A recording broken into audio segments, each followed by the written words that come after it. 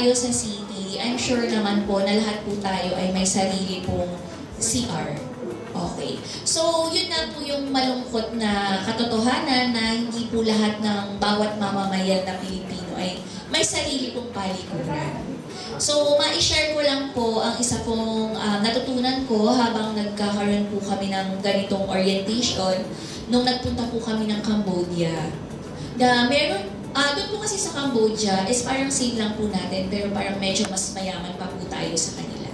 Meron po silang batas na dapat po na kapag may anak ka pong babae, kahit gaano pa po kaliit yung bahay nyo or kung anong pong estado ng buhay nyo, dapat po ay may sarili po siyang kwarto. Bakit po? Kasi during mga 80s, masyado pong rampant ang rape sa Cambodia. Bakit po? Kasi po, wala po silang sariling palikuran. Wherein, ang mga dalaga or mga batang babae ay sa may palayan lang po nagsisipa.